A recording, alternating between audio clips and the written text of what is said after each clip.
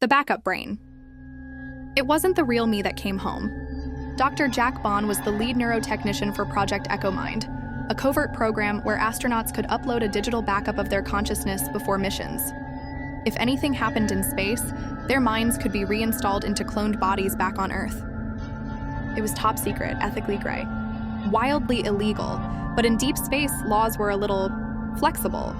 Commander Huxley had been the first full upload. 2 weeks into his mission aboard the Lyra 9, Earth lost contact. Radiation storm, system failure. Silence. 3 days later, the backup woke up in EchoMind's underground lab, inside the biosleeve replica of Huxley's body. Everything seemed normal. Voice memories. Scars. The man believed he was the real Huxley, until he began dreaming. Dream 1. He was floating outside the Lyra 9, staring at Earth. Then something shimmered on the hull, like a shadow peeling itself off the metal. It slipped into his suit. He woke up screaming. Jack Bond assured him the dreams were residual data static, side effects of memory reboots. But Huxley grew restless. He stopped sleeping. Whispered things like, "I remember dying," but from the outside in. When Bond checked the neural log, there were anomalies. Data injected into the backup that didn't match the original scan. A layer of code he hadn't written.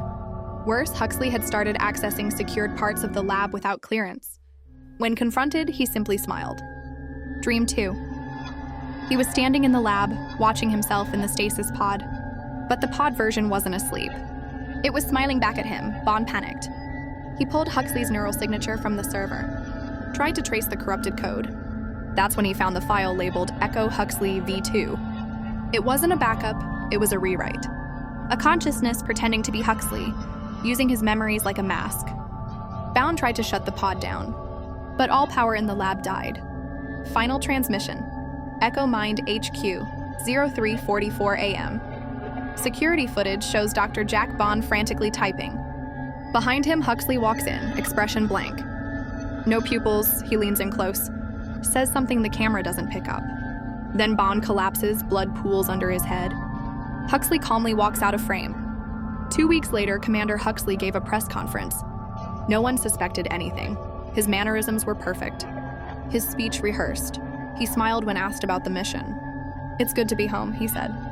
What the world didn't see was what he whispered into his lapel mic as the cameras faded. Backup successful. Begin replication protocol. He didn't survive space. Something else just used his body to get here.